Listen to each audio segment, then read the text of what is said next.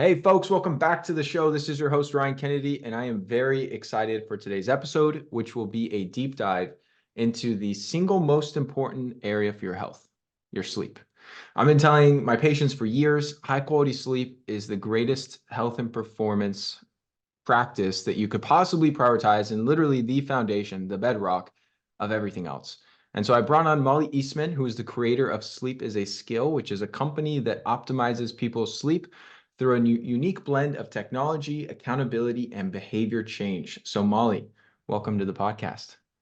Well, thank you so much. And you're preaching to the choir, the fact that you led with one of the more important things that you can do for your health and well-being being sleep. You're my people. I mean, I tell people all the time, it doesn't matter how perfect your diet is, your training plan, how many supplements you take. If your sleep is crap, you are going to suffer. Like you're working an uphill battle. So it really is the starting point with all of the people I see in my practice. So I'm curious, with all the coaching you've done, what do you see as like the top thing people do wrong when it Hmm. comes to their sleep? Absolutely. So one, underscoring what you said there, one of the things that we see all the time is that people are often looking for the supplement, the gadget, the what have you, and those are wonderful. And yet beginning with some of these foundational practices to support sleep can often make the big difference. And the question is, where do we begin?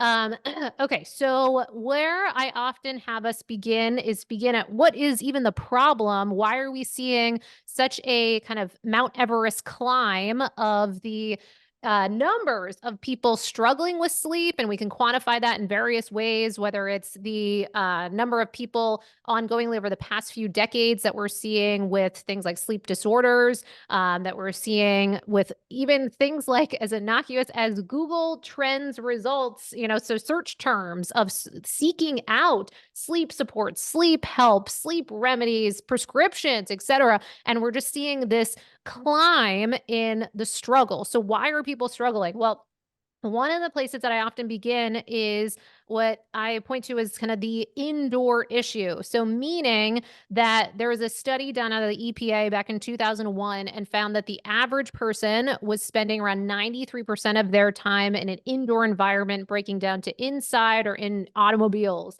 And so, why that's important is that the more indoors we're going, the more we're under kind of these faux environmental cues that are confusing to our circadian rhythm, and our circadian rhythm kind of being that 24-hour rhythm and has a fallout of physiological processes that then affect our results with certainly, of course, our sleep wake. That's what most people think of circadian rhythm, sleep.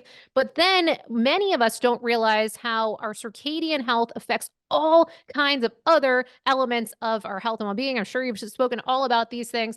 And just notably, our hormonal balance, our cognition, our emotional health, immunity, more, right? So there's a lot of things that get impacted if our circadian health is off. So because of the fact that we become these kind of indoor zoo animals, that we can make the argument that most of us are dealing with some sort of circadian disruption. And what we find in this, the way this has been quantified is that the average person by day is under lighting that is around 100 times too dim by day, and in the evening about 100 times too bright as compared to even the brightest moonlit environments that we would have been exposed to in our past.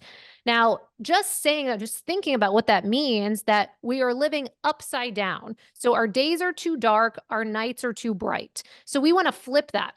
Why is that so important? This whole lighting piece is that if we think about the things that impact our circadian rhythm, it's often these things called zeitgebers or time givers. Now, time givers are really, really important because they tell the body something about what time it is and what to be doing when. Now, light dark is the most powerful, important zeitgeber that we can come across. So, if you get nothing else out of what I'm saying, beginning with your light dark environment is absolutely one of the places to begin, because that will also have effects on how you feel, on the types of thoughts you're thinking. Turns out thoughts are on a circadian rhythm and kind of diurnal rhythm. We have different thoughts by day than we do at night.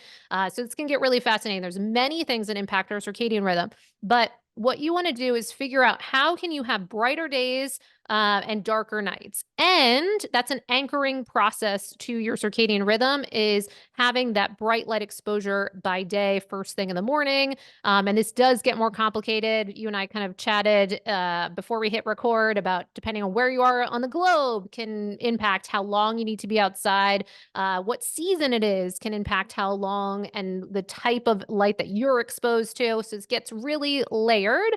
But the takeaway is we want consistent wake up timing about 7 days a week, because sleep loves consistency. And so you want to have that consistent wake up time largely about 7 days a week, and that you're pairing that same wake up with getting up and out into your outdoor environment to get that bright light in your eyes, because it's so closely connected to that suprachiasmatic nucleus, kind of positioned behind the eyes, that it seems to be markedly important to get that, not with sunglasses, hats, etc. So that would be our first behavioral practice to bring in.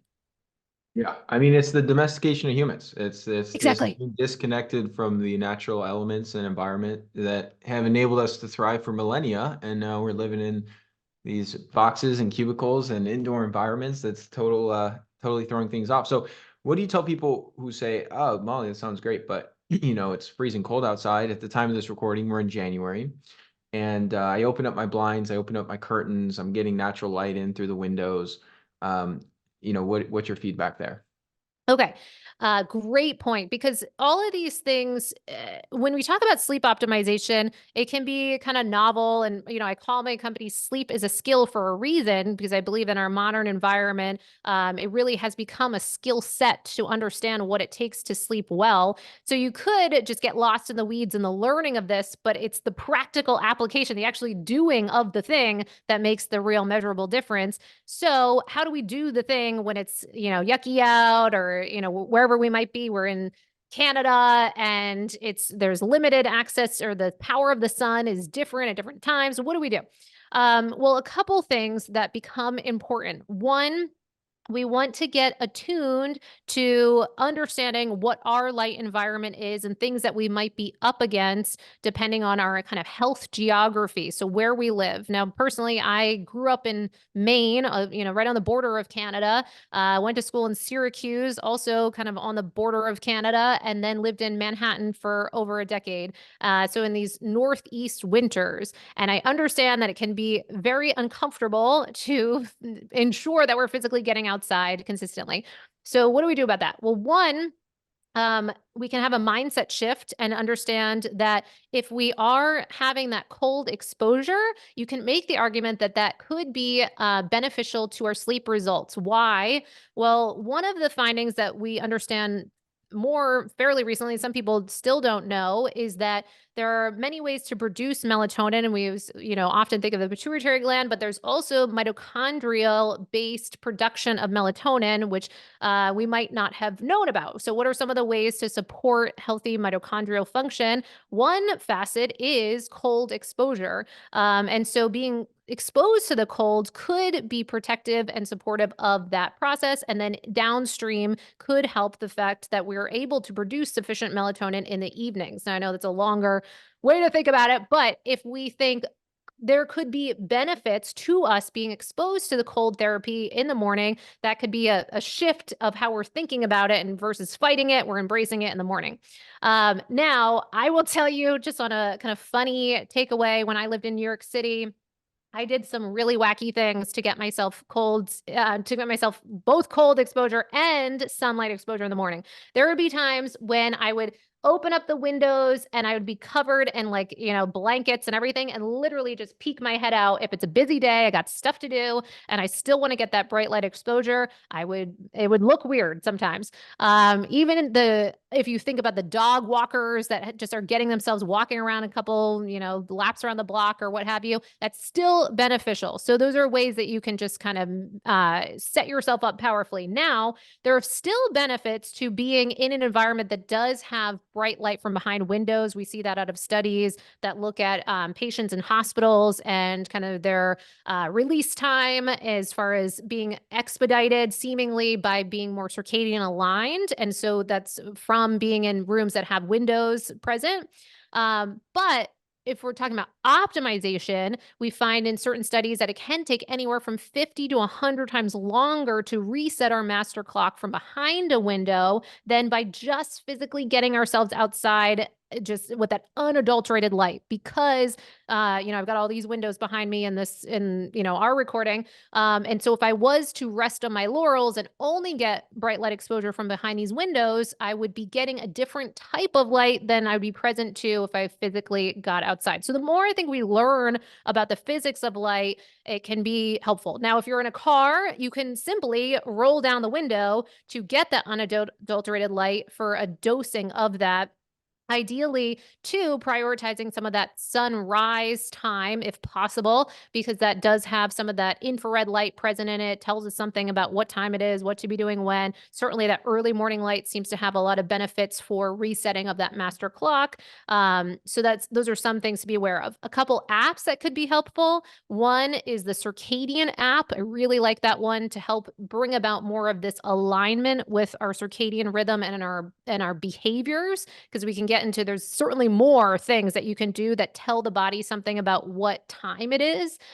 So light dark is one of the most important, but then you go down and there are things like your temperature timing, your meal timing, your exercise timing, your drug timing, and then it can get into other realms of things like your thought timing and other things that impact our circadian health. That's really interesting. I know the window glass can reduce the intensity and distort some of the spectrum, with all the different types of low E type glass that people put in homes and buildings.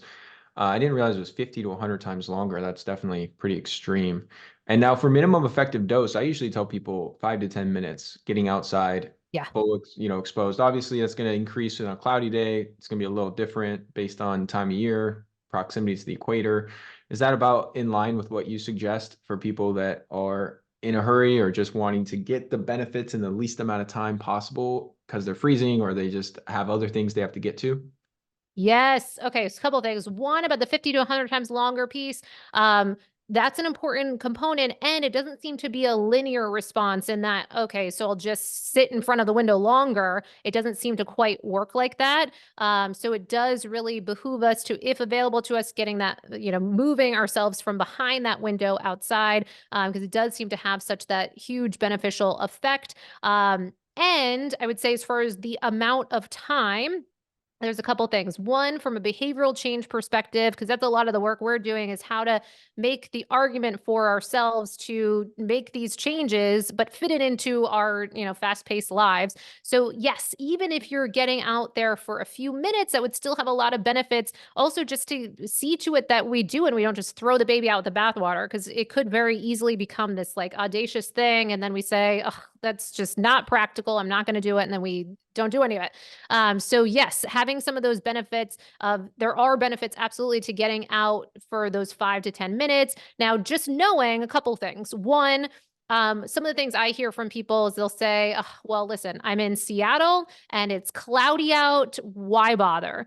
But instead, what we'd like to think about is when it's cloudy out, it's still going to be often much brighter than it would still be inside. And the only difference is, on those days, the true optimal piece would be to stay out a little bit longer, because it is a little bit hindered of the brightness. So if you can have that available to you, that'd be great. But even the biggest goal is to keep the action going. Like if you think of BJ Fogg, kind of the godfather, right, or father of some of these habitual processes that we can bring in, those small incremental approaches and bringing this into our lifestyle have those benefits. But if you get outside and do that, even just those small photons of light can be impactful from more of a quantum biology perspective, and can make that difference. Now, another thing that you could do to get this more in our bones of, the specifics of this, you can download different apps largely for free or a couple bucks that will tell you the measurement of the light in your environment. So a couple of those are like light meter, lux, different. They're often for photography, but you put them up. So you hold up your smartphone in whatever environment you're in and find out what the average lux output is. Now, some of the average lux output in an indoor environment is usually sub about 1,000 lux. This is a big deal, because then if you go outside, even on that proposed cloudy day, often it's still going to be closer to 5,000, 10,000 lux. And then on a summer day near the equator, we could get very high, 100,000 lux. So if we are thinking of the huge disparity, this is really important to signal to our body, because this will affect hormone production, how alert you are by day, the quality of your experience of your cognition, your experience of life gets altered by this drug-like effect. We want to think of light and dark like a drug. I mean, morning sun, it's the shit. I actually call my Yes. house Morning Sun Sanctuary, Molly, because well, one, it's east facing and it's on a hill, so it overlooks like the mountains and has a nice view, and you could see Amazing. the sunrise perfectly coming right over the horizon, and it's absolutely epic. So people need to prioritize morning sun for sure. Now, when it comes to a couple other things I want to dive into to move on from the morning sun, because we really have two areas, right, that we could adjust. We could Sure. adjust our environment, we could adjust our lifestyle and our behaviors. And so when it comes to environments for sleeping, I always tell people dark, cool, quiet, minimize electronics, as far as like optimizing your sleeping environment. Do you have anything you would add to that list? Yes. So I would think about my evening environment, my sleep environment, and then I would be thinking as well. So one of the things we do, like in our cohorts and what have you, is we'll have people taking pictures of both their sleep environment, but also the environment that they're spending, hours before bed, because that's where often we are accruing some of that melatonin production in the lead up, or setting the stage to be able to sufficiently do that. So meaning, one thing that's, I think, really noteworthy and tells the story is just last year, 248 circadian scientists, referencing almost 2,700 peer-reviewed papers, are now calling for warning labels on light bulbs when used at night. And why this is noteworthy is that they're citing correlations from simply what feels like the innocuous use of light bulbs at night, plain old, 60-watt LED, what have you, light bulbs, resulting in a certainly poor sleep. So the sleep wake function getting thrown off, but it also seems to impact things like cancer, fertility, mental health, obesity, and more of our overall health metrics, of or health kind of components being impacted by simply the presence of normal lights in our evening environment. So what does that look like? Well, then my husband often calls me like Darth Vader, because our our lighting system in our evenings are often red hued. You can maybe do orange hue. That could be another option. Any of these lighting options that take out that blue content, that large blue band, because traditional LED lights, because now incandescent lights were made illegal last year in 2023. So most of us are under LED light sources. So you want to make sure that you're shifting that. So that would be one piece to play off of the light dark element. So you want to make sure that post sunset, ideally you're shifting over to those more red hued lights. Second piece, a really impactful component of our circadian health is our temperature. So you could be starting to lower the temperature in your environment, while you're hanging out in your living room leading up to bed. That can be really helpful. Another component is why that's a big piece, is that the dropping of our body temperature helps to set the stage for the ability to fall asleep and stay asleep and produce more of that melatonin. Now, another thing you could do, which could seem counterproductive or counterintuitive, is applying heat therapy in about the hour to 2 hours before bed for at least 10 minutes, because it does seem to show in a number of studies that that can help support, oddly, the dropping of body temperature thereafter, because there seems to be this paradoxical cooling effect after the exposure of heat therapy. So that paradoxical cooling effect seems to be helpful for the ability to fall asleep and stay asleep.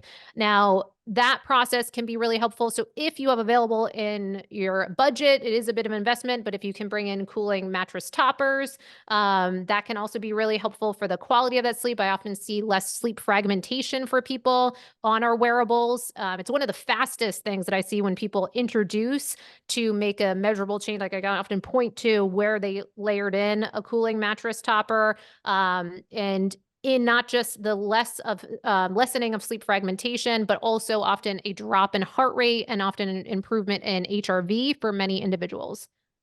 The mattress cooler is a game changer, especially if you sleep with a partner where Totally. women tend to like it a little warmer than men, and so that just creates not a good outcome because then guys are sweating all night and women are always complaining it's too cold. So it totally solves that by having the two-zone system.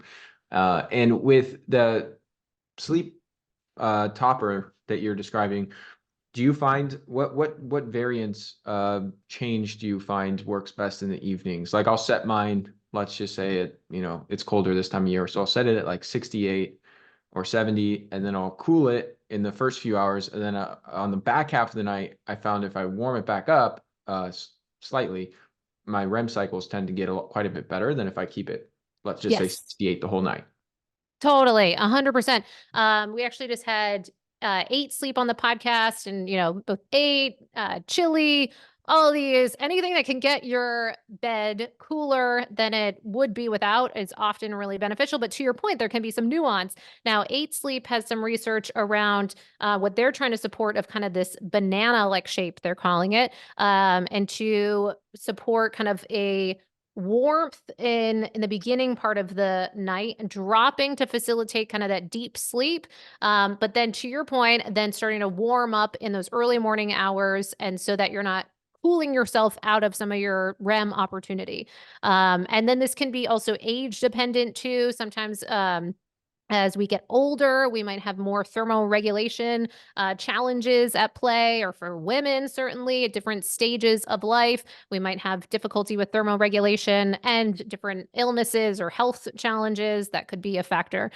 So having these available can make a big difference. And if anyone's listening and being like, oh my gosh, really, do we need to have all of these fancy things in order to sleep well? Well, I'd make the argument that you could argue that having cooling mattress toppers is more akin likely to how we probably slept in nature in the past, meaning that for thousands of years, we likely were sleeping closer to the ground, which would have been sort of the coolest environment available. And so we're mimicking more of that. So the type of bedding that most of us are in are much more foreign to the human body than we likely would have experienced in the past. So we really want to support a cool place to lay upon if possible. Yeah. I agree. I think it's a total game changer. And while a lot of people don't necessarily need it, it certainly helps, in my opinion. On the topic of tracking sleep, why do you like the Oura Ring more than the Whoop? Yeah, really great question. Now, I love both of them, and I have both of them. So I work with the Oura Ring, the Whoop, BioStrap, some with Apple. We've used Dream, Garmin, Fitbit. So explored all of them. Now, one of the reasons that we tend to go with Oura Ring at the moment is just from a sleep specific tracking need. Now, I wouldn't get Oura Ring if you're looking to improve upon your training or what have you. It's not really where it necessarily excels, but it does have some decent evidence, especially with the recent update where they now have compared to 1,500 nights against a sleep lab within a sleep lab, and came out pretty robust as far as its accuracy as compared to a sleep lab. What I mean by that is that on just about most of the sleep trackers that we're utilizing, of all the data that you could be looking at, the sleep stage classifications tend to be the least accurate by far. So meaning when people point to, oh, well, look at my deep sleep, look at my REM, my light sleep, et cetera, that tends to be the least accurate. And for further context, even in a in-lab facility, our accuracy of our sleep tends to still be, and there's still questions, that's the gold standard, with getting a PSG. And yet with that, it still tends to be in around the mid 80s as far as agreement on, okay, that person's in deep sleep right now. This is REM, this is the breakdown, et cetera, et cetera. There's still questions. And so it still gets a little murky, even in lab, let alone on something that's on your hand or wrist. So, but the fact that with the newest update for Aura, the fact that they did respond pretty well, they were actually at 79% agreement, up into the low 80s. And if it's only around mid 80s for PSG, it's still pretty good. And I find that the simplicity and the user experience, the UX UI, seems to be quite user friendly across the board. So I've got people in their 80s wearing these. I've got, and just kind of they can jump in and also see the trends really, really easily. And I also like it for the ability to understand more on the correlations of things like HRV clearly, and the behavioral change interventions. So we can start to very clearly make the argument that when we are eating later, for instance, how much that affects our sleep, alcohol, THC, et cetera, it starts to show up really in a nuanced way. The other piece is that it has, for my kind of more biohackers, the option for the airplane mode, so that you're getting less of the EMF hit for anyone that's concerned about that. Whereas Whoop, I love Whoop, and I think they're doing tremendous things and really have even more things on the horizon that I'm very excited about. It can just be a little bit more of an EMF hit. So if that's important to anyone to be aware, but they can both be great. Yeah, that's what I don't like about the Whoop or the 8 Sleep or some of these devices Yes. is the EMF exposure that doesn't. It seems like it'd be pretty easy for them to implement like an airplane mode, like a lot of these devices do. I Um, know. So I happen to right now I sleep on for years anyway. I've slept on the Chili, and it does have one of the lower EMF outputs. So it's something to be aware of. Now you can get nuts. I do have a Faraday cage if you want to be crazy. So you can put a Faraday cage around your bed, but you don't want to have things that have EMF sources within a Faraday cage because then that can be even more problematic. So, just things to think about. Now, this gets into the realm of building biology, which I imagine to be an emerging industry in the future. It's already present, it's here. And yet I would anticipate that we'll see a lot of trends within that space. And the same rules apply with circadian aligned environments. So we're already seeing that happening in hospitals. So circadian aligned lighting, kind of forward thinking hospitals, but we could see that in our building biology and in commercial spaces so that all of this kind of happens and you don't have to think about it. Right now, we have to think about the lighting and changing that. We have to think about the temperature and changing that. We have to think about, are we going into the refrigerator and eating too late and what have you? We can change and we can set up all of this to support and facilitate that these things all kind of just happen. yeah, going into the refrigerator too late. Of all the things that I've seen in my own clinical practice, and I track, I don't know how many clients you have, but I've tracked probably a couple hundred people's sleep, Yep. primarily with Oura Ring over the past few years. And the thing that always is the least expected, I guess, because people know like, hey, if I have much alcohol, it's going to impact my sleep. If I Yeah. stay up too late, it's going to impact my sleep.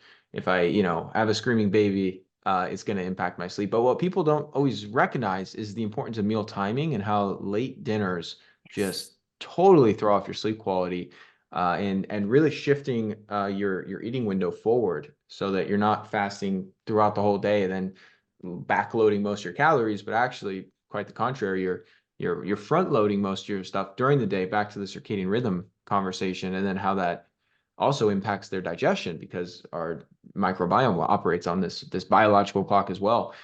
So what time of day do you typically have people aim to eat their last meal with people you work with?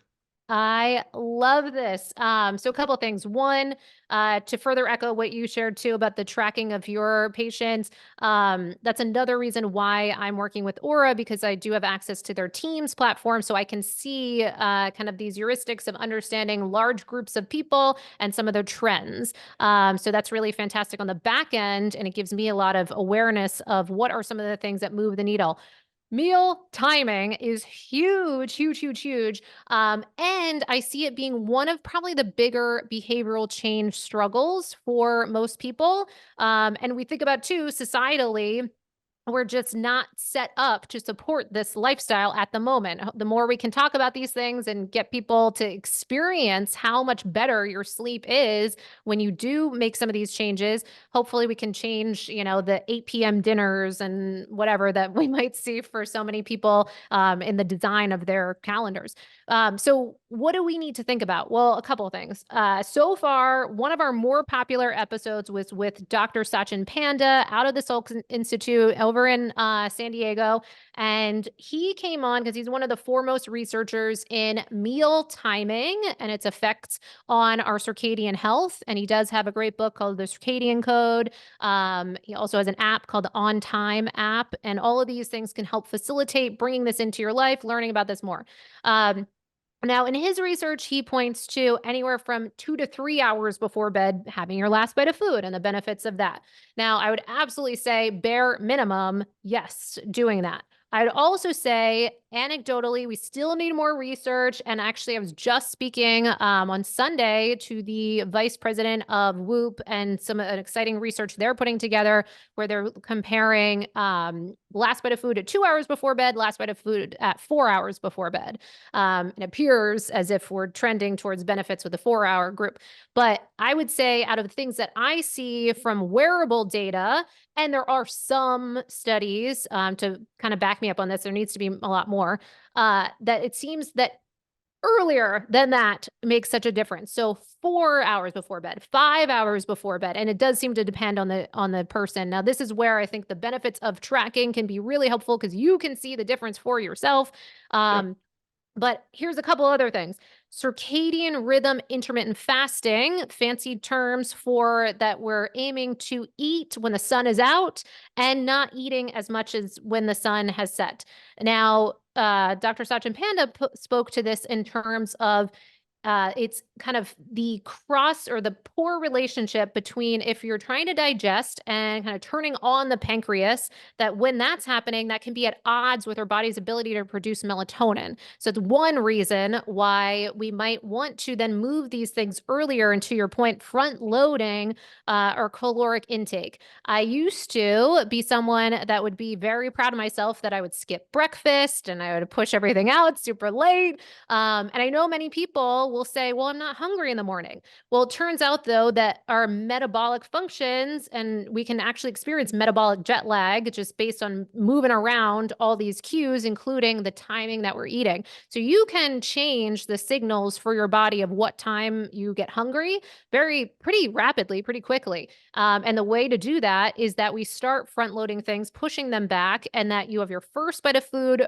earlier in your day and your last bite of food later in your day. What I do in practical application is more of a linner, so like a lunch dinner. So I am doing like early bird special, like retirement style eating windows where I'm having my last bite of food closer to 4 p.m., 5 p.m. latest or so, for if I can, if it's available to me. If I can't do that, then I try to practice a lower volume amount of food. If I am going to be kind of at the effect of needing to go to a dinner or whatever, having less food in the evening so that you're having to digest less. What are the fallouts? What do you see on your wearable as a result? Often what we see is less sleep fragmentation. We often see a marked drop in heart rate, improvement in HRV when we practice some of these things. The other big thing is if people are listening and they say, oh, I tend to wake up at 3 a.m., 4 a.m., 5 a.m., and the frustrations. Often, if available, if we can bring in a continuous glucose monitor and see and take a look at even beyond the meal timing piece or in alignment with that piece,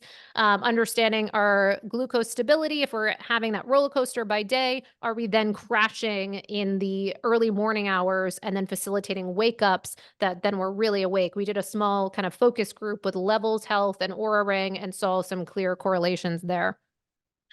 Yeah, I think early dinners are the most underrated thing ever. I mean, there's no Totally. line. You get all the discounts. You Yes. never have to make reservations. You feel amazing. You sleep great. You wake up. You feel light. You feel good. I'm on the 3 to 4 p.m. dinner train for the last probably 5 or 6 years, and I've been converting people slowly but surely. And once you're converted, it's the greatest thing ever. Oh, It is hard for people to make that adjustment for sure. But I mean, you just go out to a business lunch, and it's your dinner, and it's other people's lunch, and it's all good. And then the late night dinners for sure. It's a hard pass for me. Once in a great, totally. but it's really just I think just eating at 8 or 9 p.m. it just sucks. Oh, it's awful. And a couple of things to say about that, because yes, if anything, I will range it from as early as a 12 p.m. or so end, if I'm kind of being more, if I want to kind of clean up and bring a little bit of mini fast. And then often around like a 2 p.m. or what have you can be a nice sweet spot. Now, for women of menstruating age, there could be some room to play with this, where you're doing a bit of a gentle fast, and you're doing that, kind of around the beginning of your cycle, and then closer to luteal, then maybe you're moving it a little bit out, so it's just not as long of a fast. But when I'm talking out, I'm talking like the 4 and 5 p.m.s. Is now, please, as anyone's listening, of course, you want to experiment for yourself and find what works for you. But I do see massive improvements in people's stats as a result. The other interesting thing that we often see when people move back that meal timing is often the elusive improvements in sleep stage classifications. Now, I've shared that that's the least accurate of all the data, but from a trends perspective, for those people that challenge or find challenge in moving the deep sleep in particular numbers, that's one of the places that I would often have people begin, is moving that back. And usually you will see some improvement in the richness of that sleep. Yeah, absolutely.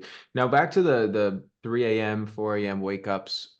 This is probably the most common issue I see. I have people that have trouble falling asleep, people that just get poor sleep quality, but no major wake ups. But I'd say the most common thing I see with some of the entrepreneurs and people I work with is they wake up at 2:30, 3:30 a.m. Mind is racing, hard to get back to sleep.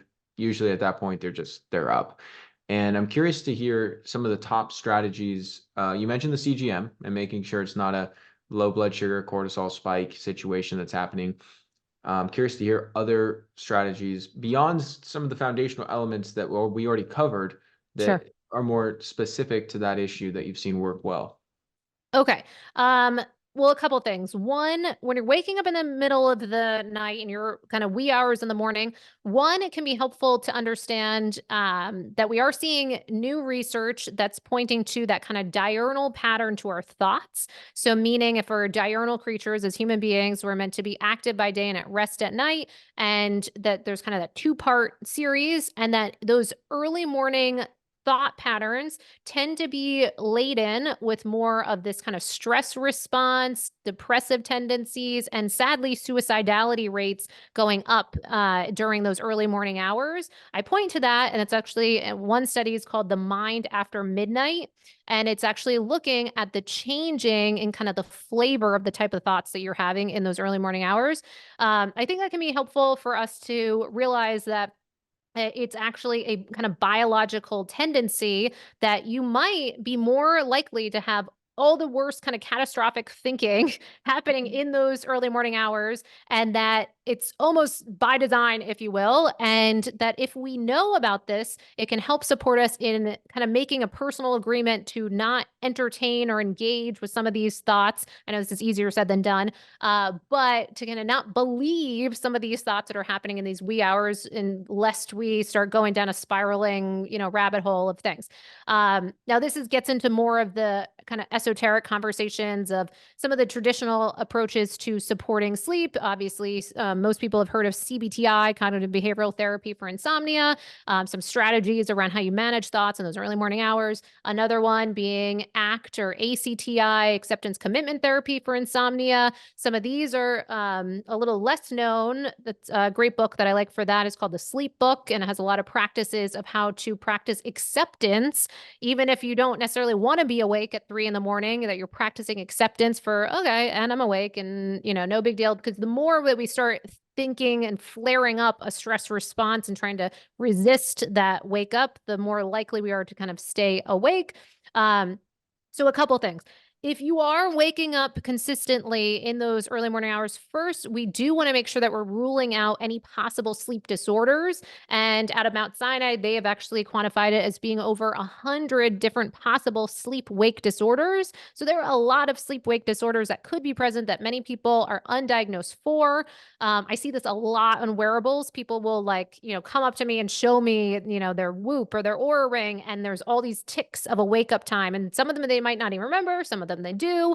But if that's you, one, if we have some of those signs that could point to things like most commonly sleep apnea, upper airway resistance syndrome, snoring, mouth breathing, etc. These things can make a huge difference in so many facets of sleep. It is a fatal disease if we think about sleep apnea because of the correlations between our cardiovascular health and so many other things that can just absolutely obliterate your health if we're not addressing that. So first addressing, ruling out sleep-wake disorders. And even if you already tested in the past, you can, and you were fine. Well, if you gained some weight, hormones shifted, certain changes, you could develop those things later, or it can be augmented. So ruling that out.